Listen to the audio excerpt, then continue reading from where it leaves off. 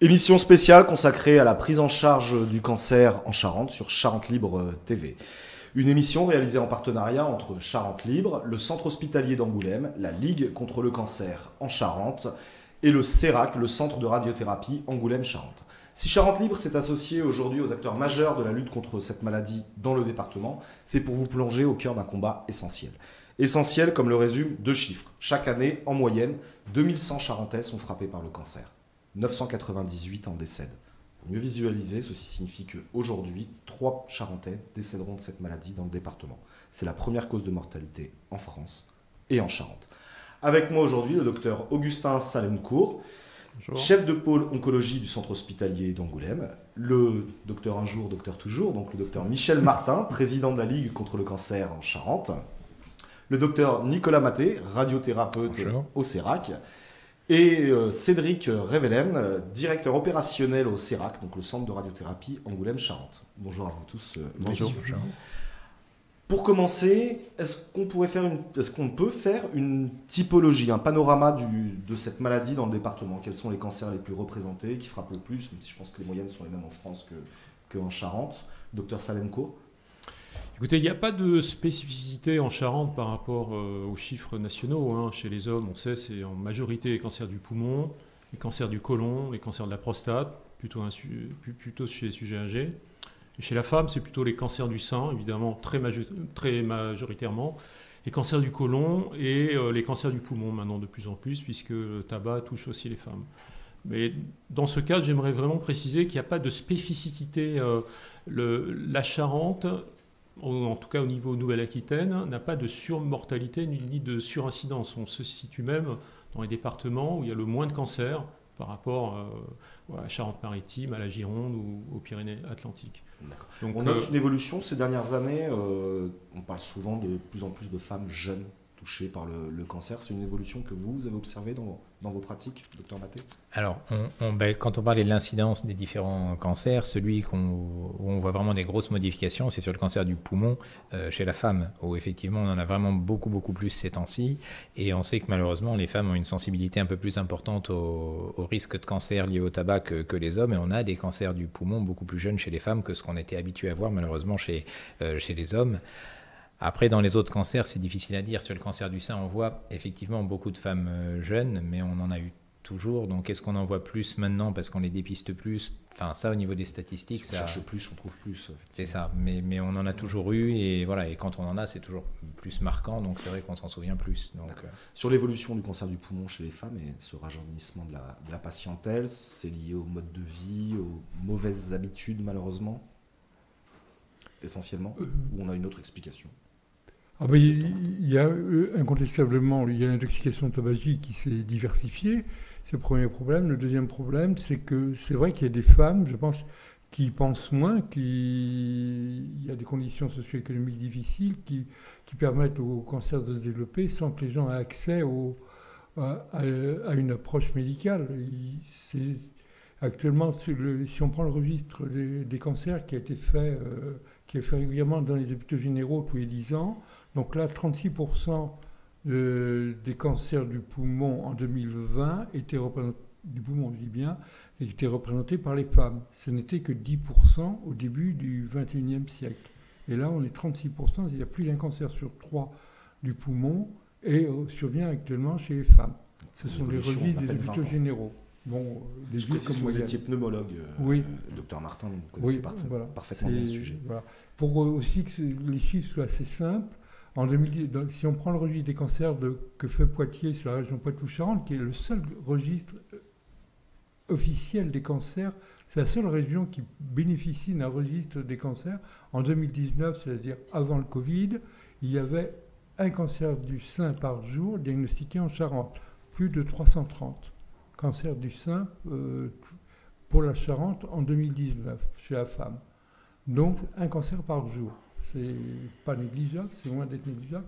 Les chiffres de 2020-2021 sont en retard, du fait du Covid, et il y a toujours un retard également dans cette approche, c'est une approche rétrospective du nombre de cancers. C'est assez complexe. Donc les derniers chiffres dont on dispose actuellement, c'est 2019. C'est un cancer par jour, le cancer du sein, et donc plus d'un cancer sur 3 du poumon survient chez la femme. D'accord. On est ravis de vous avoir tous ensemble avec nous aujourd'hui. On va tout de suite évacuer les sujets qui ont pu fâcher il y a quelques années, mais qui ont touché les patients et beaucoup s'en rappellent. Il y a eu une grave crise en 2018-2019 jusqu'en 2020, conflit entre le public et le privé. Aujourd'hui, tout semble évacué. Vous êtes autour de la même table, vous êtes au CERAC ensemble entre le public et le privé, et les médecins sont autour de la table et travaillent ensemble. Comment rassurer les patients aujourd'hui qui peuvent encore avoir cette période en tête et restaurer la confiance? Moi, tout d'abord, je pense que le conflit n'était pas entre le privé et le public. Enfin, c'était plus un conflit. Si on peut appeler ça un conflit, c'est plutôt un problème de personnes, mais il n'y avait pas de conflit privé-public. Ce GCS, il s'est construit en 2008. Enfin, ça fait longtemps. Il faut imaginer qu'associer deux structures de statuts différents, c'est jamais simple. Et pour autant, on a réussi le pari aujourd'hui, et surtout avec la création du CERAC, là, qui est le prolongement de ce qui était le GCCOR, là, le GCOR. On a réussi à construire un partenariat avec une équipe commune, des médecins qui coopèrent avec des procédures communes. L'exemple type, c'est qu'on a, encore hier, finalisé une procédure sur la prise en charge des patients avec les doses aux organes à risque, et tout ça, c'est commun entre les médecins. Donc, c'est vrai que c'est du passé, mais en tout cas, il n'y avait pas de conflit. Voilà, je tiens vraiment à le préciser, là, sur les derniers conflits, en tout cas, ce n'était pas un conflit privé-public. Vous, la Ligue, Dr Martin, vous l'avez mal vécu cette période, vous étiez assez en colère. Très en colère. Oui, j'étais très en colère parce que il est sûr que c'est une perte de confiance des patients vis-à-vis de toute la chaîne médicale, que ce soit les spécialistes d'organes, les radiothérapeutes, les oncologues. Les gens ne savaient plus très bien ce qui va se passer. Enfin, donc il y a certainement eu une perte d'attractivité, on va dire, entre guillemets, parce que j'aime pas trop le terme attractivité pour traiter les maladies, mais des centres de Charente par rapport au centre hospitalier universitaire de la région, et ça fait, à mon avis, ça risque de perdre du temps, la prise en charge, et ça risque également, c'est très compliqué, il faut que les gens fassent 100 km ou 110 km pour une perfusion qui peut des fois durer 1 heure ou quelques heures. C'était très compliqué, ça fatiguait énormément les patients, et c'est une perte de confiance dans le système médical, c'est vrai. Alors vous me disiez en préparant l'émission qu'en dehors des cancers très très compliqués, on a ce qu'il faut en Charente pour soigner tous les autres cancers. Exactement. D'accord. Docteur Maté, ce nouveau départ, oui, je partage un peu très active aujourd'hui, c'est bon, on peut regarder. C'est ça, je partage un peu l'avis de M. Révélène, c'est-à-dire que là en 2018, il y a des conflits qui n'avaient rien à voir avec le gros qu'on avait connu en 2008, où là c'était un peu plus la guéguerre entre le public et le privé, mais tous les acteurs de cette période-là sont plus là, donc c'est vrai que nous on a tourné la page, on a créé ce CERAC avec des gros investissements là, dont on parlera peut-être plus tard par rapport à ça, les procédures sont communes, et le juste retour de ça, en fait, de voir notre travail en commun, notre intégration, c'est que finalement nos collègues des gros CHU autour, principalement Poitiers et Bordeaux, nous réadressent nos patients qui à une époque étaient partis pour qu'on finisse de reprendre la prise en charge, que ce soit pour les chimiothérapies, les immunothérapies ou la radiothérapie. Donc le maillage qu'on avait avant au niveau Nouvelle-Aquitaine, il s'est recréé. Les réunions de cancérologie de Nouvelle-Aquitaine, maintenant elles se font la plupart du temps sur Angoulême, parce qu'on est un peu à l'épicentre entre le Poitiers, Limoges et Bordeaux. Donc non, voilà, ce maillage, il se recrée complètement maintenant. Pour que les gens comprennent bien aussi, sur le cancer, sur le traitement et notamment les RCP, elles vous unissent aussi déjà, vous étudiez déjà ensemble les dossiers, les protocoles à mettre en place pour normalement chaque patient. C'est bien ça? Oui, c'est ça, sachant que de toute façon c'est basé sur des recommandations régionales et nationales de toute façon. C'est extrêmement codifié, oui. Ouais. Aujourd'hui, au centre hospitalier d'Angoulême, Dr Salomcourt, donc vous dirigez le service. On sait qu'il y a un problème de désertification médicale en Charente qui touche tout le monde, pas que la cancérologie. Vous avez combien de lits d'ouverts à Angoulême? Alors sur les 18 lits effectivement que compte le service, 9 sont ouverts, qui accueillent les patients qui présentent des complications dans les traitements, des problèmes nutritionnels. Il y a aussi évidemment des soins palliatifs, des patients en fin de vie. Ce qui est important de comprendre, c'est que le service de cancérologie, d'oncologie, il y a deux activités. Il y a vraiment une activité de consultation et d'hôpital de jour, d'hôpital de semaine, dans lesquelles sont effectués les traitements, puisque maintenant la majorité des chimiothérapies se font en ambulatoire, c'est-à-dire que les patients ne sont pas hospitalisés. Ce secteur fonctionne à plein, je dirais. On accueille une trentaine de patients par semaine, de nouveaux patients, je veux dire. Et puis à côté de ça, il y a un secteur d'hospitalisation, comme vous l'avez souligné, qui est un peu en difficulté. Bon, à cause d'un manque de médecins, tout simplement, mais qui n'est pas spécifique à la Charente ni à l'oncologie.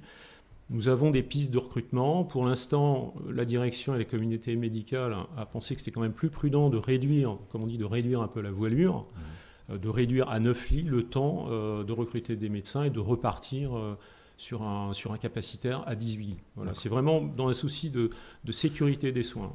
De bien faire son travail avec 9 lits plutôt que d'être la tête sous l'eau avec plus. C'est exactement ça. Cette panne de spécialistes, docteur Martin, fait aussi partie de vos inquiétudes. Je parle pas forcément d'oncologie, mais de spécialistes d'organes notamment dans le département. La prise en charge du cancer, c'est le médecin, le spécialiste d'organes est quand même nécessaire pour le diagnostic. Il a des gestes d'investigation, que ce soit le gastro, le pneumologue, également les autres spécialistes. Il y a le spécialiste d'organes doit obligatoirement intervenir. Les oncologues, chimiothérapeutes, oncologues, radiothérapeutes interviennent dans la phase thérapeutique. Une fois le diagnostic normalement réalisé, donc il faut d'abord que le diagnostic soit fait. Il faut pas oublier que d'une part en Charente, 50 000 patients n'ont pas de médecin traitant. Donc il y a un retard, ils ne savent plus à quel... Déjà sur cette première étape. C'est la première étape. Et d'autre part, il suffit de voir, il y a une quinzaine de jours dans Le Monde, il y a eu un article sur la désertification des spécialistes, et le département de la Charente était mis en rouge pour cela, parce que justement, il y a eu une perte de spécialistes, et donc il y a des retards de prise en charge, et donc il va y avoir des retards de diagnostic. J'étais il y a 10 jours au centre clinical, j'ai vu le docteur Gamory Lafarge, qui est gastro-entérologue, et qui dit qu'il est obligé, pour ses coloscopies, de proposer maintenant des rendez-vous pratiquement en février, c'est-à-dire à 4 mois. C'est-à-dire que quelqu'un se fait un test de dépistage qui revient positif, qui n'est peut-être pas obligatoirement un cancer. Ça veut dire qu'il y a une anomalie dans le côlon parce que le test est positif, mais il faut faire une coloscopie. Et le patient attend 3 à 4 mois avant d'avoir cet examen. Il y a un retard de prise en charge, il y a une angoisse qui n'est pas possible. Également pour le patient. Pendant 4 mois, et donc il va avoir tendance, d'une part, à s'échapper, entre guillemets, de la Charente. Pour la phase de traitement, c'est 4 mois éventuellement perdus, entre guillemets, au départ. C'est quelque chose de fondamental et très problématique pour la suite. En fait, ça dépend beaucoup des spécialités. Là, le docteur Martin parlait effectivement des gastro-entérologues au centre clinical, où effectivement, là, actuellement, ils sont beaucoup moins nombreux qu'ils n'étaient au début. Après, il y a d'autres spécialités, où encore heureusement, là, je vois la fiche derrière, on est en octobre, sur le cancer du sein. On a vraiment des gynécos et des très bons chirurgiens, et donc de ce côté-là, on n'a pas vraiment de retard par rapport à ça. Après, les diagnostics peuvent toujours se faire ailleurs. Ça arrive quelquefois que les gastro-entérologues proposent aux patients d'aller faire une coloscopie ailleurs. Bon, c'est pénible, mais c'est un aller-retour, on va dire, pour le diagnostic. À partir du moment où après le traitement peut être pris en charge ici, on minimise, on annule la perte de temps sur cette errance. Mais c'est vrai qu'on manque de médecins. Mais pas que, en fait. Le problème de prise en charge, c'est aussi tout le côté paramédical, les infirmières, les manipulateurs, toute la fonction médicale au sens large. On manque beaucoup de personnel, et ça, voilà, c'est pas que spécifique à la Charente, malheureusement. Ces 20 dernières années, vous avez fait énormément de progrès collectivement dans le traitement et la prise en charge. Est-ce que les retards éventuels de diagnostic liés à cette désertification médicale peut atténuer ou anéantir ces progrès réalisés? Docteur Martin, peut-être? Il faudrait revoir progressivement. Je pense que c'est un peu difficile de juger ça, parce qu'il va falloir, ça va être les études rétrospectives de mortalité, de morbidité et de mortalité qu'on va avoir, mais c'est un risque. La Fédération nationale de la Ligue contre le cancer l'a déjà signalé du temps d'Axel Kahn, ça a déjà été dit, et c'est actuellement pas en discussion, mais en recherche. C'est difficile à affirmer. Moi, je n'ai pas de chiffre précis là-dessus, mais c'est un risque. À partir du moment qu'un patient n'a pas de médecin généraliste. Il aura tendance à retarder sa consultation, parce qu'il faudra d'abord qu'il trouve un spécialiste qui l'accepte. Il faudra après, éventuellement, le spécialiste. C'est du retard. C'est sûr qu'il y a des cancers qui n'attendent pas. Alors, il y a le retard qui peut être lié donc, à cette désertification médicale, mais aussi le comportement du patient. Je ne sais plus lequel de vous me disait ça en préparant l'émission, c'était le docteur Salemcourt ou le docteur Maté. Dès qu'on a 1 ou 2 symptômes associés, je perds un peu de poids et je sais pas, je crache du sang, je respire moins bien ou autre, il faut immédiatement consulter, pas faire l'autruche, se dire je verrai plus tard, c'est pas bien grave. Et ça commence déjà à ce moment-là. Oui, complètement. Il faut vraiment, il y a un volet sanitaire qui est important, c'est l'éducation thérapeutique. Il faut vraiment que les gens apprennent à se connaître, à connaître leur corps. Comme vous l'avez souligné, il y a des symptômes qui doivent alerter, une perte d'appétit, un amaigrissement, une fatigue inexpliquée, un saignement quel qu'il soit par la bouche, par voie basse, une douleur tenace qui ne cède pas. Alors a fortiori, une association de tous ces symptômes doit vraiment alerter, doit vraiment pousser le patient à consulter un médecin, passer des examens complémentaires. Alors je sais qu'on est dans un contexte médical de désertification compliqué, mais pour autant il y a actuellement des plateformes de médecine en ligne où il est relativement facile d'obtenir des consultations, de se faire prescrire une radio, un scanner, une prise de sang. C'est déjà la première étape, comme le soulignait Nicolas Maté. Cette étape de diagnostic est vraiment très importante. Et dès qu'on pourra réduire... Vous parliez d'éducation à la santé. Est-ce qu'ici, finalement, on est assez mûr là, sur ce côté-là et pas un peu trop latin, à se dire je verrai plus tard ou je ne vais pas encombrer le médecin pour rien Je pense pas, non, je pense pas. C'est vraiment structurel, c'est-à-dire il y a vraiment un manque de médecins. La crise Covid n'a évidemment rien arrangé. Les structures de soins, qu'elles soient publiques ou privées, ont été désorganisées. Il y a eu un manque de personnel, tout le monde le sait.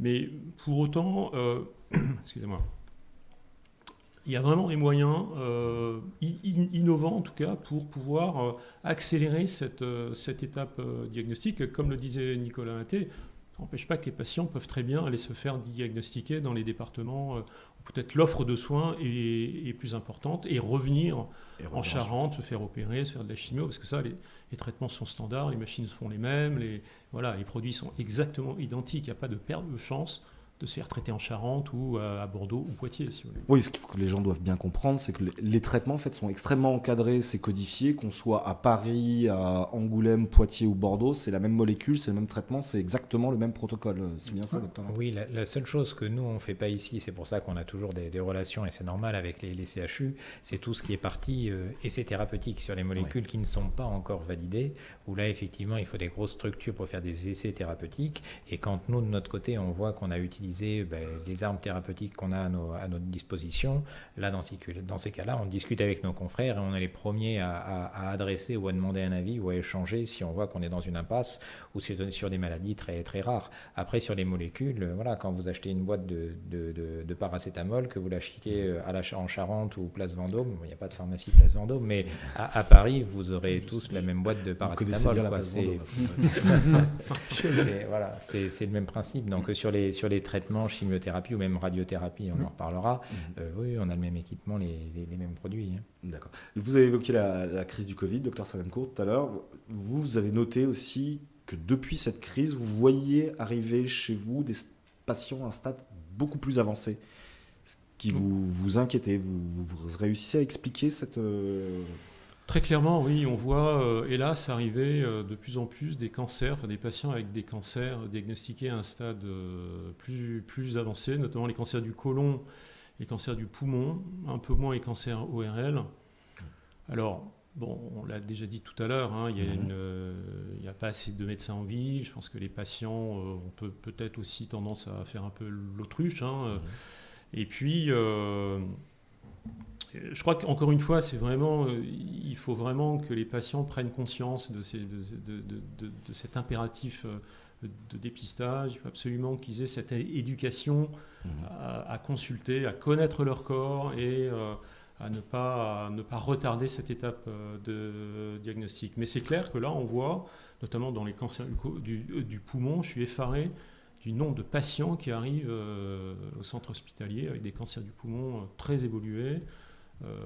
en sachant évidemment que plus ils sont évolués, moins on a de chances de les guérir.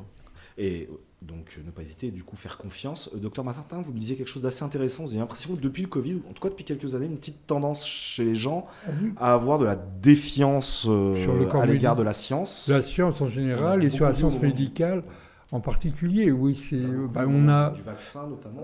Il y a eu le problème, c'est que comme le Covid est arrivé, c'était une épidémie mondiale et que personne n'attendait. Donc ça a montré aux gens que tout n'était bien sûr pas parfait. Et on a vu se développer par les réseaux sociaux, par des circuits, je ne sais pas dire parallèles, mais très différents de prise en charge de certaines maladies. On voit l'intérêt qu'a actuellement certaines pratiques dites médicales qui n'ont rien à voir avec la science médicale. Je ne vais citer personne, mais on voit des retards parce que les gens vont d'abord consulter des naturopathes, des choses comme ça, enfin des gens comme ça, avant de prendre ce qui devrait être le circuit habituel et qui peut-être, il y a 20 ans, une fois que quand les gens allaient chez leurs généralistes, et les généralistes les envoyaient aux spécialistes, il n'y avait pas ce circuit parallèle parce que les gens, on voit, passent d'abord par des circuits un peu bizarres avant d'arriver vers leur médecin, qu'il soit généraliste ou spécialiste. Et donc, il y a un risque de prise en charge. Et ça s'accompagne également d'une certaine défiance. On a toujours eu, moi quand j'exerçais, j'ai arrêté il y a 6-7 ans d'exercer, il y a toujours eu une certaine défiance. Ils nous posaient des questions, c'est légitime. Mais là, je pense que mes confrères là doivent beaucoup plus souvent répondre. Mais est-ce que c'est démontré? Est-ce qu'il n'y a pas d'effet secondaire? Parce que sachant que chaque perte de temps est une perte de chance. Voilà, une perte de chance. Mais voilà, donc ils sont toujours à... les gens doivent certainement plus argumenter encore aux consultations, argumenter entre guillemets, sur les effets bénéfiques de tel ou tel traitement. C'est l'idée que j'en avais moi, quand j'ai fini, mais je pense que ça a bien dû se développer, ça. Ce qui n'est pas illogique. Les gens sont informés, voilà. Il faut savoir répondre. Sur les traitements, voilà. Donc on a une nouvelle arme en Charente. Ça a été inauguré le 22 septembre de mémoire. C'est un accélérateur de particules qui est au CERAC. Alors d'abord, sur Evelyne, est-ce que vous pourriez nous décrire un peu le CERAC? Parce que je ne suis pas sûr que les gens connaissent exactement, hormis ceux qui malheureusement y sont. Alors le CERAC, ça veut dire Centre de radiothérapie Angoulême-Charente. Ça regroupe l'hôpital d'Angoulême.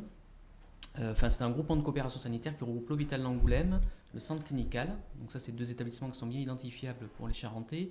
Mais également une autre société qui s'appelle Calian.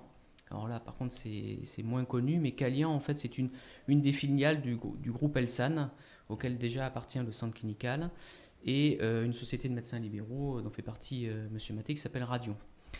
Donc cette association permet une mise en commun de moyens humains et matériels pour pouvoir traiter avec toute la qualité nécessaire les patients en Charente. Il n'y a pas suffisamment de patients pour pouvoir avoir 2 centres séparés qui pourraient coexister les uns à côté des autres. Et l'idée de mutualiser les moyens, c'est que ça nous permet d'avoir des équipements de haute qualité, comme le dernier qu'on vient d'acquérir là, en début d'année et qui est fonctionnel depuis le mois de mai. Et puis également les moyens humains, puisqu'on voit que ça commence à devenir compliqué, notamment autour du personnel paramédical, comme les manipulateurs radio. Si jamais on devait avoir des centres séparés, ça serait encore plus compliqué pour chaque centre. En fait, vous investissez en commun et ensuite, que ce soit vous, Dr Maté, ou vous, Dr Salencourt, vous utilisez ensemble, tout au long de la journée, le même matériel au même endroit. Oui, il n'y a aucune distinction dans le fonctionnement. Il n'y a pas du tout c'est pas du tout scindé entre public et privé. C'est chaque médecin a son planning de consultation, chaque médecin a ses patients, et tout est intégré de manière complètement commune avec des procédures communes. Et les seules distinctions qu'il y a, c'est celles qu'il peut y avoir d'un médecin à un autre en fonction de la relation avec le patient, mais qu'il soit en public ou en privé, ça change rien sur le fonctionnement du service. Vraiment, tout est complètement en commun et le plus standardisé, le plus uniforme possible pour toujours avoir une qualité, une sécurité complètement optimale sur les traitements délivrés. D'accord. Alors cet accélérateur de particules, qui est l'objet de très nombreux et très longs discours le 22 septembre, c'est quoi concrètement ce qu'on se dit accélérateur de particules? On a l'impression d'un film de science-fiction, mais donc pour les novices et profanes, qu'est-ce que c'est? Et qu'est-ce que ça vous permet de faire que vous ne faisiez pas avant? En fait, la grosse différence par rapport à avant, c'est quand on parlait de radiothérapie, on avait une espèce de source radioactive enfermée dans une boîte. Enfin, si je schématise un petit peu, on ouvrait la boîte, ça irradiait, on fermait la boîte, ça irradiait plus. C'était à peu près ça. Et là, aujourd'hui, l'accélérateur de particules, c'est juste on va fabriquer de la radioactivité à partir d'électricité. Et donc, on arrive à être beaucoup plus précis, autant sur l'intensité, sur la zone qu'on doit traiter. Là, on en avait parlé avec cette nouvelle machine. Là, maintenant, notre précision sur certaines localisations, parce que toutes ne s'y prêtent pas, on est en dessous d'un millimètre là, sur la précision de la zone qu'on veut traiter, et on arrive à délivrer des doses très fortes, tellement fortes qu'on arrive à complètement détruire l'endroit où est le cancer ou la métastase, voilà, en fonction des localisations qu'il y a. D'accord. Ça vous permet vraiment de traiter des cas que vous adressiez avant, éventuellement des centres de recours Oui, complètement. Complètement. Avant, ces radiothérapies en conditions stéréotaxiques ne sont disponibles que dans les CHU, hein, Poitiers et Bordeaux. Actuellement, donc ça sera disponible à Angoulême. Ce qui est important de souligner, c'est que cette stéréotaxie permet aussi de réduire le nombre de séances. Hein. C'est que la radiothérapie conventionnelle s'étale sur 5, 6, 7 semaines, des fois notamment pour les cancers de la prostate, chez des patients souvent âgés, fatigués, pour lesquels les transports sanitaires peuvent être une source de fatigue. Cette radiothérapie stéréotaxique, même si elle ne s'applique pas à tous les cancers, quand même, permet de réduire considérablement le nombre de séances sans perdre en efficacité. Hein. À titre d'exemple, une stéréotaxie peut se faire en une séance unique à très forte dose, dans des petits volumes, que ce soit dans le cerveau, le poumon, le foie et les os. Et surtout, ça permet d'obtenir de très très bons résultats. Justement, vous avez pu mesurer l'amélioration du résultat par rapport au matériel que vous pouviez avoir avant ou qui était disponible avant? Enfin, c'est connu, hein. C'est-à-dire que là, en fait, la stéréotaxie, c'est des techniques de radiothérapie qui sont testées dans les gros CHU depuis plusieurs années. Là, on savait que il nous manquait encore cette offre de soins qui représentait encore jusqu'à il n'y a pas très longtemps peut-être 5% des indications. Et là, en fait, avec les nouvelles thérapies qu'on a à côté, hein, que ce soit les nouvelles chimiothérapies, immunothérapies, hormonothérapies, les indications de la stéréotaxie commencent à prendre de plus en plus d'ampleur, donc 10, 15, peut-être 20% des patients à terme. Donc oui, c'est des choses qui sont complètement quantifiées, mesurées et qui changent complètement la prise en charge, parce qu'on considère qu'on arrive à stériliser des petites zones avec des doses très, très fortes qu'on n'arrivait pas à faire parce que potentiellement à côté on avait trop d'effets secondaires, alors que comme là c'est très très très ciblé, on ne touche pas du tout les tissus environnants autour. Depuis sa mise en service, vous avez vu revenir des patients qui auparavant devaient aller à Poitiers ou à Bordeaux également? Alors, c'est surtout qu'on n'a pas fait partir des patients qu'on envoyait avant. Ils ne reviennent pas, mais ils partent plus. Voilà, typiquement, quand on avait une métastase cérébrale unique ou des métastases osseuses très particulières à soigner, on envoyait nos patients à Poitiers ou à Bordeaux en disant, voilà, il faut aller là-bas. Avec le stress pour la personne d'aller là-bas, avec les complications d'organisation, parce que quand on adresse un patient à un service qu'il ne le connaît pas, c'est toujours un peu plus compliqué. Donc surtout, là, dans un premier temps, c'est nous qui ne faisons plus partir nos patients parce qu'on en a plus besoin, et tant mieux pour eux. D'accord. En dehors de l'accélérateur de particules, quelles sont vos autres entre guillemets, armes de traitement contre le cancer? Alors pour la radiothérapie, c'est déjà énorme. Ouais. Pour toute la partie traitements médicaux, il y a évidemment les progrès dans la chimiothérapie et surtout depuis quelques années une classe de traitement qu'on appelle les immunothérapies. Puisque là, on change vraiment de paradigme. Avant, les chimiothérapies détruisaient directement les cellules tumorales. Les immunothérapies, maintenant, agissent sur notre système immunitaire.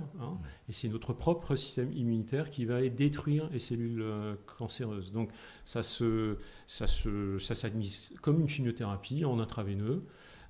Et puis, dans ce cadre d'immunothérapie, il y a encore des progrès qui apparaissent, comme ce qu'on appelle, je ne sais pas si vous avez entendu parler, les CAR-T-cells, qui sont des immunothérapies où on va modifier, où on prélève les lymphocytes, donc des globules blancs immunocompétents, et ces lymphocytes sont modifiés génétiquement pour être réinjectés au patient qui va aller, et ces lymphocytes vont aller détruire les cellules cancéreuses. Les premiers tests donnent des résultats absolument incroyables. Alors, pour l'instant, ce n'est pas disponible en France. Ces prélèvements, cette modification des lymphocytes qui s'effectue ex vivo, et les prélèvements sont envoyés aux États-Unis. Mais en tout cas, on sait que le ministère de la Santé en France a à labelliser des centres, des CHU, Bordeaux et Poitiers en font partie, pour pouvoir mettre en œuvre et appliquer ces traitements dans un cadre, pour l'instant, expérimental, mais dans un proche avenir, je pense que c'est des techniques qui seront disponibles pour tous les patients. D'accord. Aujourd'hui, quand on entend le mot cancer, forcément les images qui viennent sont plutôt noires, mais en fait elles ne le sont pas toujours. Statistiquement, on sait à peu près si, je sais pas, un cancer sur 2 se soigne ou plus, moins. Je dirais surtout un cancer sur 2, c'est vite. Hein. C'est surtout ça qui est important. C'est que on parlait, d'ailleurs je tiens à saluer le travail du centre de coordination et dépistage qui actuellement il faut bien savoir qu'en termes de prévention primaire, c'est-à-dire l'éviction des facteurs de risque sont le tabac, l'alcool et la nutrition, on va dire la malbouffe, c'est quand même 40 à 50% des cancers qu'on pourrait éviter. C'est colossal. Rien qu'en jouant sur ces facteurs de risque. C'est énorme. Voilà. Et ensuite, bien sûr, la prévention secondaire, c'est les dépistages, des mammographies pour les cancers du sein. Alors, aujourd'hui, en ce moment, c'est Octobre Rose, on parle beaucoup du dépistage du cancer du sein, c'est pas le seul. Quelles sont les autres bonnes habitudes de dépistage à prendre collectivement ou en matière de santé publique, selon vous ? Il y a 3 cas. Donc, le CRCDC, pour en parler, Centre régional de dépistage du cancer de Nouvelle-Aquitaine. Donc, c'est le programme national. Hein. Donc, dépistage du cancer du sein, c'est de 50 à 74 ans chez les femmes.